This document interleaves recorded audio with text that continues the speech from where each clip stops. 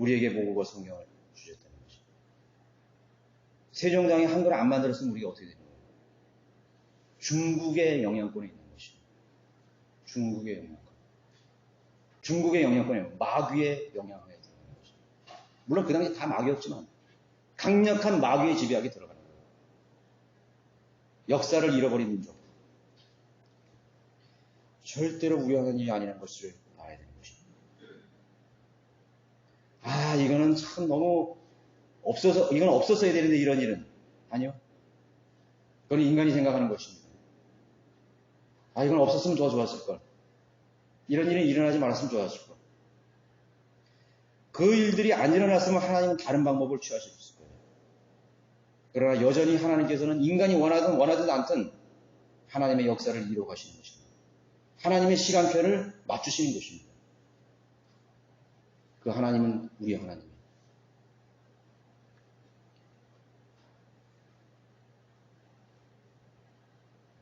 자, 다시 돌아가서 그들이 하나님께로 돌이킬 마음의 회심, 그들이 준비가 됨으로써 주님이 다시 나타나셔서 그들을 보호하시고 싸매시고 치유해 주실 것입니다. 왜 하나님께서는 징계의 막대기를 들으시는 거죠? 하나님의 뜻대로 되어지지 않기 때문에, 하나님의 뜻을 맞추시기 위하여, 하나님의 시간표를 맞추시기 위해서 징계의 막대기를 드는 것입니다. 그리고 똑바로 갈 길을 돌아서 가는 거예요, 인간은. 어리석기 때문에. 한 번에 될 거를 100번을 해야 되는 것입니다. 얼마나 어리석은 거예요. 그처럼 어리석은 거 없죠? 아, 그거 들을 걸. 그거 좀 잘 귀담아 들을 걸.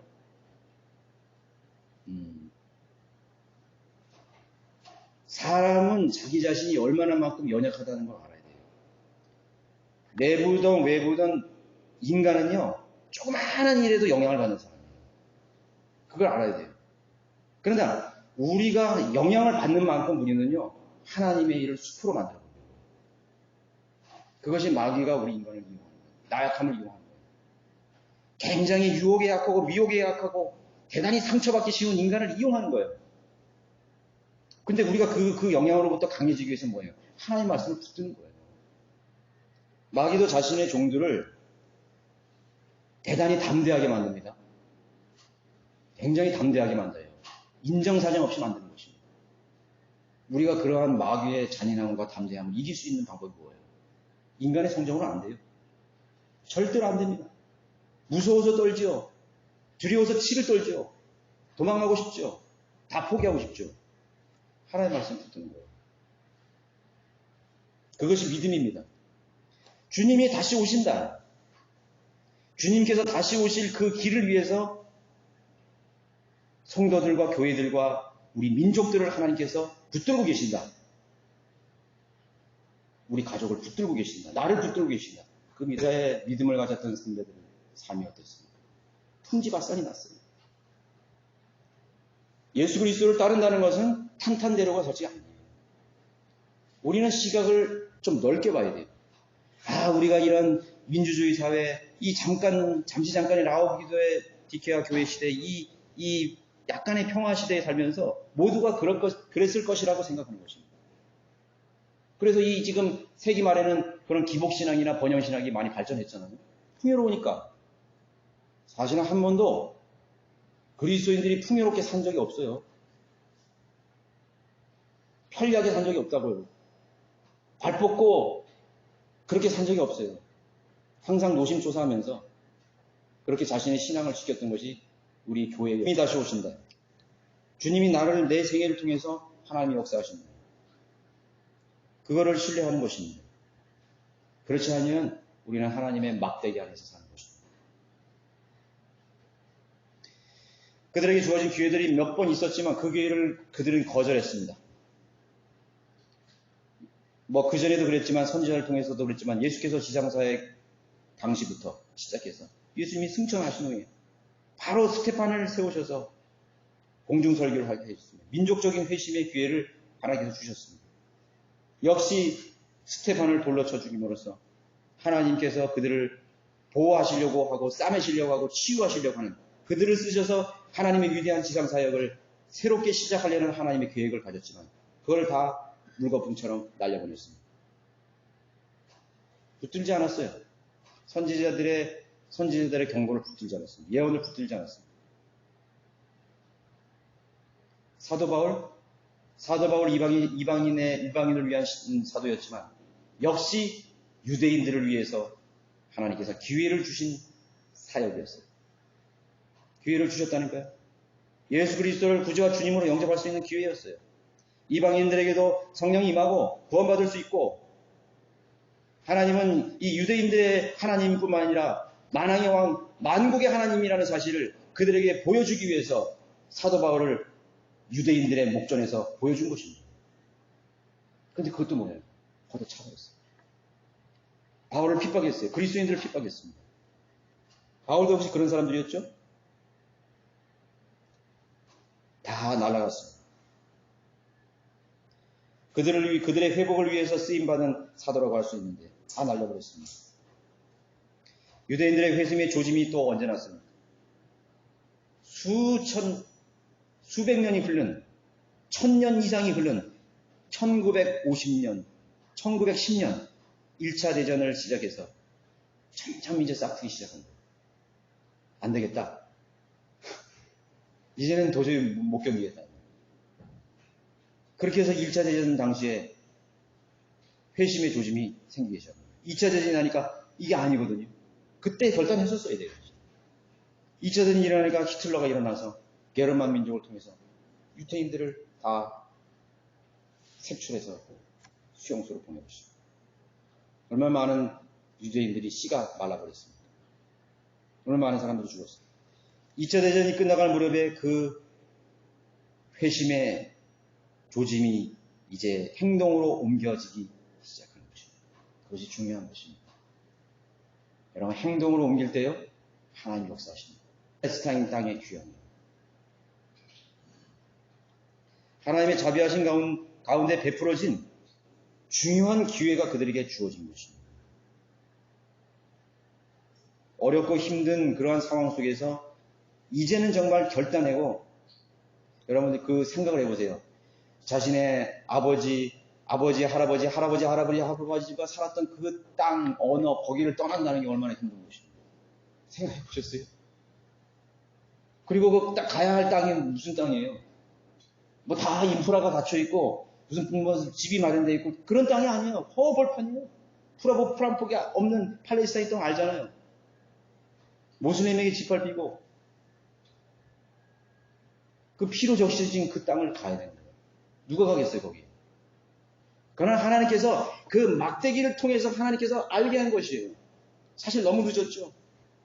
우리는 적어도 할머니처럼 할아버지처럼 살지 말자 이거예요. 우리 조상들처럼 그렇게 비참하게 살지 말라요. 생각해보니까, 성경에서 하나님이 참 우리에게 이 땅을 약속해줬지. 돌아가야 돼. 메시아를 기다려야 돼. 하나님께로 돌아가야 돼. 그런 운동이 일어나기 시작한 거예요. 그리고 결단을 내리는 거예요. 그 결단이라는 게 불가능한 결단일 수 있어요. 유대인들은 사실은요, 이 금융업의 대단한 그 수제들이었어요. 왜냐하면 유대인들은 사실 할 게 없었거든요. 뭐 일을 안 줘요. 어느 나라 중에서 일을 안 줘. 그래서 고리대금을 시작한 거예요. 고리대금. 그러니까 베니세상 이런 거 나오잖아요. 유대인들이 할 수 없이 돈을 만진 거예요. 그러니까 율법에 보면은 내 형제에게 돈을 꿔주지 말라 그랬거든요. 근데 형제가 아니잖아. 이방인들이잖아. 개로 취급된 이방인들에게 돈을 빌려준 거예요. 그래서 그 사람들이 금융업이 발전한 거예요. 로스차일드란가 여러분들 뉴욕의 금융계의 거장들은 다 유대인들이잖아요. 그렇게 글이 쌓이는 거예요. 돈이 많다 보니까는 독일의 히틀러가 돈 많이 가진 유대인들을 다 갈취한 거죠, 그게. 일거양득이에요. 히틀러가 볼 때는 일거양득이라고. 그 돈 많은 유럽의 전역의 폴란드라든가 오스트리아나 스위스에 있는 그 금융 자산들을 전부 동결시키고 다 강탈해버린 거예요. 권리를 다 없애버린 거예요. 돈이 많으니까. 여러분, 그러한 안정된 그 땅에서 그냥 귀착화된 그 땅에서 살던 유대인들이 그거 다 가지고 우리 다 저기로 이사 가자 이거예요. 저 중동 저쪽으로 이사, 황무지 같은 데 이사 가자. 말 듣겠어요? 저는 그거는 불가능이라고 생각해요. 그러니까 근데 그 사람은 갔잖아요. 1948년 그들은 팔레스타인에 들어가. 지금도 지금 모여들고 있잖아요. 지금 모여든 사람들도 굉장한 거예요. 여러분 이사 한번 가기 얼마나 힘들어요. 갈 수 있어요? 평화로운 시기에도 이사 한번 가기, 이민 가기 얼마나 힘들어요. 아무도 자발적으로 가서 그것도. 이 세상 민족 중에서 그런 민족이 없었어요. 여러분들 미국 북아메리카라는 아프리카에는 그 흑인들이 남아있죠. 그죠? 그 지금 아프리카 흑인 노예들의 후손들이 살고 있잖아요, 지금. 근데요, 영국이나 독일이나 스위스나 네덜란드나 벨기에는 흑인 노예 후손들이 있어요, 없어요? 없어요. 여러분 그거 궁금하지 않았어요? 전 그거 찾아봤어요, 그래서. 첫 번째로 무예무역을 한 나라가 영국이었어요. 미국이 노예무역을 하긴 훨씬 몇백 년 전서부터 유럽의 강국들이 노예를 붙잡아서 부려먹고 팔아먹었다는 거죠. 근데 나중에 저 남미에서 한 쿠데타가 일어났어요. 예. 아이티인가? 거기서 그 프랑스 영인데 쿠데타가 일어나가지고 그 노예들이 세력이 세가지고 그 쿠데타를 정복해버린 거예요. 그래가지고 영국이 그걸 보고서 안 되겠다 이거예요. 그래서 그 노예의 후손들을 전부 다 배에 실어가지고 아프리카 땅으로 다시 강제 송환시켰어요. 그래서 영국 땅에는, 유럽 땅에는 흑인 노예들이 남아있죠. 그 땅이 어디냐면 시에라 리온, 리베리아. 아무것도 없는 땅에 여러분들 흑인 노예라고 후회하지만 흑인 노예도 할아버지가 노예로 팔려왔는데 그럼 그 나라에서 영어를 배우고 프랑스를 배우고 교육을 받고 거기서 결혼을 하고 그런 사람들이 느닷없이 그 정부에서 야 니네 할아버지 원래 노예였어. 그래 오늘 또 짐 싸. 그리고 다 모든 걸 다 정리해. 내일 언제 배가 떠나니까 전부 이종대 니네 땅으로 다 가게 될 거야. 여러분 누가 그걸 가겠어요? 안 간다 그러지. 근데 그걸 강제로 한 거예요. 안 가면 죽여? 그러니까 다 간 거예요. 얼마나 비참해요. 그 아프리카 그 노예를 다시 귀환한 그 역사를 또 보면은요. 일단 기후가 안 맞잖아요. 기후가 안 맞아서 다 죽어버려. 강제 이송도 있는데 그 사람 자발적으로 갔다? 유대인들이 1948년에 전 세계에 흩어져 있던 유대인들이 자발적으로 짐을 싸가지고 그 땅으로 갔다. 황무지 같은 땅. 그 준비가 됐다는 거죠? 무화과나무 잎이 이제 무슨 자발적으로 생명이라는 것은 자발적인 것이에요. 하나님께서는 자발적일 때까지 기다리시는 거예요. 어느 누구도 강제로 하지 않으셔요. 인간 정부처럼 그렇게 잡아다가 그렇게 하시지 않는다. 야 너희들 처음에 독립할 거니까 독립해서 가. 억지로 정부의 힘으로서 그걸 가게 하는 거 아니야. 하지 않는 거예요.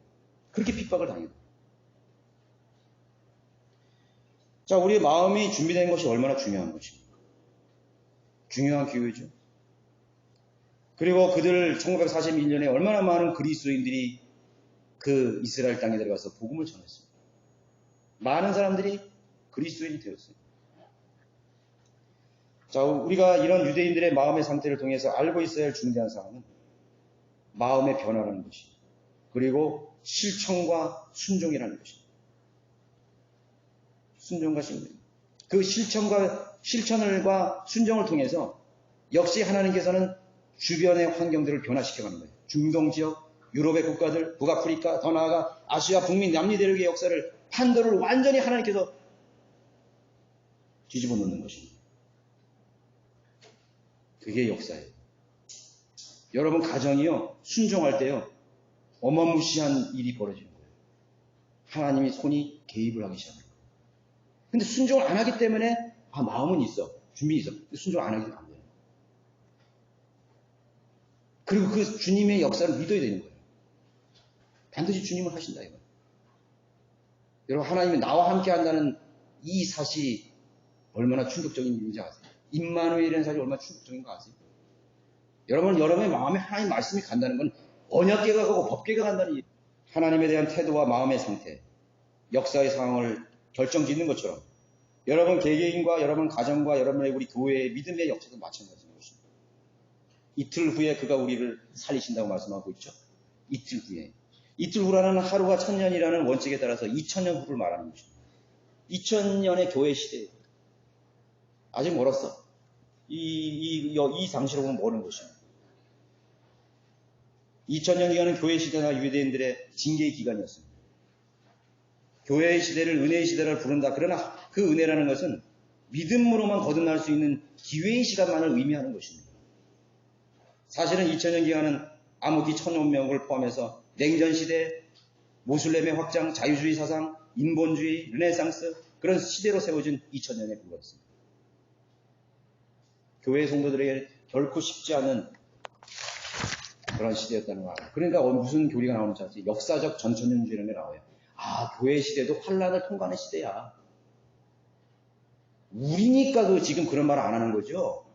공산주의나 모슬렘이나 이런 치하에서 중국에서 믿음의 신앙을 가진 사람은 그걸 믿을 수밖에 없는 거예요. 아, 이렇게 혹독한데. 공민권도 잃고 시민권도 잃어버리고 인간의 가장 기본적인 권리만 마저 잊어버린 그 그리스도인의 삶 속에서 왜 그런 생각을 안 하겠어요?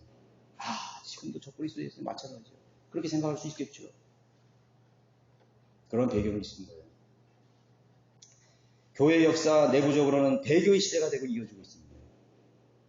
성령 명비와 거짓 복음, 거짓 교리들로 얼룩진 교회 시대를 살아갑니다. 유신 유대인들이 자신의 영토나 주권을 찾기까지 숱한 희생의 대가를 지불했던 것입니다. 교회가 순수한 믿음의 자유와 기회를 얻기까지 역시 순교자들의 혹독한 피해 대가를 치렀습니다. 신실한 성도들의 희생이 있었습니다. 하나님의 거룩하신 하나님의 말씀과 교회의 순수한 믿음을 지키기 위해서 수많은 숭고한 희생의 순간들이 있었던 것을 여러분 기억해야 될 것입니다. 이렇게 사는 것이 그리스도인의 삶인가 생각을 해보게 되었습니다. 사실 필라델피아 교회 시대, 라우디아 교회 시대는 이전 교회 시대가 배교했는데 비교적 물리적으로 중요하고 자유로운 시기를 맞이하게 된 것입니다. 어떻게 보면 필라델피아, 라우디아 교회 시대. 그러나 이 두 시대를 우리가 놓고 봤을 때 1800년 이후에 우리가 민족 자결주의가 나왔지 않습니까? 윌슨인가? 그 대통령이 나와서 식민지를 다 이제 종식해야 된다. 민족 자결주의. 다 그래서 막 독립을 하기 시작한 거예요. 그러면서 사실은 어떻게 보면은 그 복음이 더 활발하게 17세기, 18세기에 필라델피아 교회 시대가 열려지게 된 거예요. 그 시기를 잘 이용한 교회들이 바로 필라델피아 교회 시대더라고요. 그런데 1900년대에 들어오면서 라오디키아 교회 시대라는 말이 왜 등장하게 된 것입니까? 그 기회를 활용하지 못한 거예요. 다 이제는 변질이 돼버려요. 필라델피아 교회 시대의 그 추진력이 계속해서 나가서 주님이 오실 때까지 이어져야 되는데 이게 너무나 풍요롭고 너무나 자유롭고 이제는 너무나 이제 인간의 욕망을 채워줄 수많은 것들이 도처에 이제 깔리기 시작하면서 삶이 복잡해지고 분주해지면서 라우디아 교회의 시대의 영적 상태가 되어버린 것입니다. 하나님이 주신 기회를 자기 사리 사역을 위해서 채우는 교회다? 어떻게 생각하세요? 그 이전에 에베소, 스모나, 무슨 퍼가모 그 교회 시대를 보세요. 수백 년 동안 이어왔던 1600년까지 이어왔던 그런 믿음의 순수성을 지킨 그런 교회의 발자취를 이 마지막 시대에 사는 교회들의 성도들이 다 망가버린 거죠. 다 헛수고로 망쳐버린 것입니다. 이거 어떻게 생각하세요? 그러고도 이 시대의 교회 성도들이 나는 바이블 빌려보다. 나는 성령대로 한다. 뭐 다른 제도화된 교회들은 뭐 그 둘째치고 우리 대한민국의 성도들 봐요. 저는 미국의 바이블 빌리버들을 생각해봐도 저는 비교를 되면서 너무 부끄러웠어요. 우리 유뱅크 형제 같은 경우는 전 세계를 다니면서 복음을 전파하다가 얼마 전에 돌아가셨잖아요. 한나가셨잖아요. 우리 여기 서울에도 왔었죠. 그 형제는 바티칸에 있는 로마 카톨릭 혼들에게 복음을 전해가지고 자기가 비행기 조종을 배웠어요. 그 나이에. 그래서 13분 동안 바티칸 상공을 비행하면서 수백만 장의 전도지를 거기 뿌린 거예요. 여러분, 나이 먹어서 비행기 조종사 면허 따기 얼마나 힘들지 아세요? 뭐 김병만 그 사람은 36번 떨어졌다 그러대. 아프리카, 아시아, 동남아시아 거칠게 살았잖아요. 우리가 다 그런 사람이 될 수는 없어요. 그러나 최소한 그리스도인들이 어떤 마음을 가지고 살아가는 것이 무엇을 추구해야 되죠? 내 개인과 내 가정과 교회가 추구해야 될 것이 무엇입니까? 그 거시적인 목표가 뭐예요? 내 노후나 잘 이렇게 뭐 편안하게 살다가 그냥 뭐 그렇게 끝내자. 그건 너무나 이기적이고 자기중심적인 것입니다.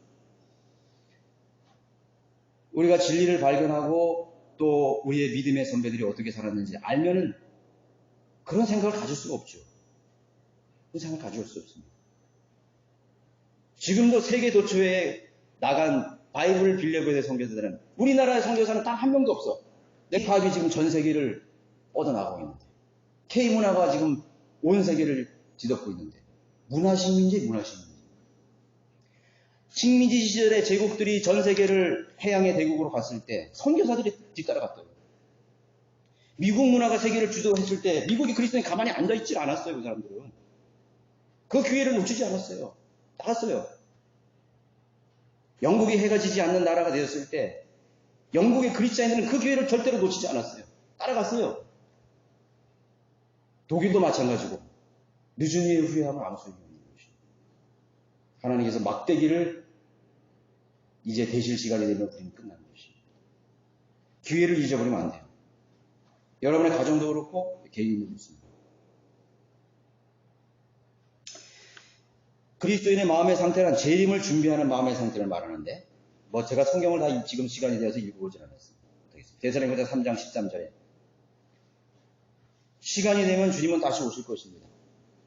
거듭난 모든 사람은 누구든지 다 들림받을 거예요. 그렇지만 사실 마음은 준비되지 않았지. 들림을 받는데 여러분 그 아이러니하지 않나요? 하나도 준비가 안 됐는데 들림은 받아. 이야 대단한 모순 같죠? 저는 그거 참 모순 같아요.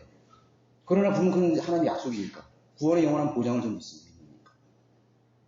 개떡같이 살고 이교도보다 더 못한 지리지도 못한 그런 믿음을 가지고 사는 그리스도인들도 주님이 오시면 다 하늘나라 가는 거예요. 참 하나님의 자비가 얼마나 너그러운 거예요. 얼마나 너그러운 거예요. 자, 그 시즌이 올 거예요. 그러나 그렇게 우리가 주님 만나서는 안 되죠. 그렇게 우리가 어떻게 보면 반강제적으로 나 가기 싫은데 이런 사람도 있을 거야. 주님 좀 더 오세요. 늦게 오세요. 내가 여기 너무 좋습니다. 돈도 있고 집도 있고 다 좋습니다. 내가 육신이 좀 즐기다가는 가겠습니다. 말은 안 하지만 그렇게 생각하는 그리스도인들도 주님께 왔을 때 주님 좀 더 있다 오시지. 그렇게 생각하는 사람조차 주님께서 다 소환해 가시는 거예요. 얼마나 수치스럽겠어요. 영광의 몸을 입고 하나님께서 펼쳐주실 영원한 세계를 받아들였을 때 자기가 그런 생각을 가졌다는 것에 대해서 얼마나 창피하겠어요 말이에요. 자기가 얼마나 수치스럽겠어. 주님께서 오셨을 때 갈보리에 하나님의 놀라운 곡생자의 희생이 얼마나 가공할 만큼 얼마나 그 사랑이 위대했는지를 알게 되는 순간 여러분들이 그 사랑에 반응하지 못하고 살았던 것에 대해서 얼마나 수치스럽게 생각하겠어요. 하다못해 여러분들 불효자로 살아서 돌아가신 부모님의 무덤 안에서 나는 불효자입니다 하면서 우는 그 탄식하는 그것보다도 비교할 수 없을 만큼 주님 앞에 통곡하게 될 것이에요. 내가 왜 그렇게 살았는지. 우리는 준비되어야 됩니다. 말로만 주님 오신다, 주님 오신다 계산하고 그게 아니에요. 이런 기회를 놓쳐서는 안 돼요. 제가 오늘 드릴 말씀은 다 이제 드렸습니다. 유대인들의 남은 자들의 마음의 변화로, 인내로 자신의 믿음을 지킴으로써 주님을 만나게 되는 것입니다. 소수의 무리가 만나게 됩니다. 민족적인 회심이죠. 민족적인 회심입니다. 그러나 그들은 행위가 있어야 됩니다. 끝까지 견뎌야 돼요. 몸과 마음을 다 지켜야 됩니다. 그 주님을 몸과 마음으로 지킨 유대인들에게 주님은 마지막 날 찾아오시는 것입니다. 메시아로 찾아오시는 것입니다. 얼마나 허탈하겠어요. 너희 민족들은 다 어디 있느냐. 불과 14만 4천 명을 중심으로 그 몇만 명의 사람들만 메시아를 바라보고 그 수백만 명의 유대인들은 나의 형제들 다 어디 갔느냐. 실패했습니다. 다 기회를 잃어버렸습니다. 그렇게 탄식할 거 아니에요. 유대인들의 민족들이 속죄일이라는 절기가 있어요. 그 속죄일이라는 생각해 보세요. 얼마나 통곡이 일어났으면 속죄일이라고 하겠어요? 명절에 그 중간에 속죄일이라는 그런 게 있어요. 속죄일. 민족적인 속죄일. 수만 명의 민족이 하나님 앞에 일제히 통곡하는 거야. 부르짖는 통곡하는 거야. 자신의 지나간 먼 훗날의 역사를 회상해보면서 다 잃어버린 역사를 되돌아보면서 통곡을 하는 날이 속죄일이에요. 영적인 의미가 크죠. 우리 바이블 빌리버에게도 속죄일이 필요합니다. 유대의 명절을 가리키는 게 아니에요. 영적인 속죄일이 필요한 거예요. 우리가 지금까지 주님 뜻대로 살지 않았던 그런 육신의 가치관으로 살았던 삶을 다시 되돌아보면서 이제는 완전히 뒤집어질 시간이 다가온 거죠. 이제 더 이상 미룰 시간이 없어요, 지금. 어제 우리 강의 들었잖아요. 몇 년 남은 거예요? 10년? 요 10년 여러분 눈 한번 떴다 뜨면 10년이에요. 예, 10년이에요. 저도 20대, 30대에 엊그제 갔는데 벌써 50대 중반이에요. 깜짝할 시간이에요. 여러분, 주님을 만난다는 것은요, 당연히 어떤 시간이 와서 주님을 만난다고 생각하지 마세요. 여러분, 마음의 준비하세요. 그리고 주님께서 오시기까지 여러분들이 해야 할 일을 우리에게 알려주셨는데, 여러분에게 기회를 줬어요. 우리 이 민족, 대한민국의 바이블 빌들에게 기회를 줬단 말이에요. 절대로 놓쳐서는 안 됩니다. 절대로 우리 역사를 반복해서는 안 됩니다. 역사는 반복된다 그러죠? 실수가 반복된다는 걸 말하는 거예요. 후회가 반복된다는 걸 말하는 것이에요. 그런 인생은 무가치한 인생이 되는 거죠. 현명하고 지혜로운 사람들은 이 기회를 결코 보내지 않을 것입니다. 여러분들에게 주어진 기회가 무엇입니까?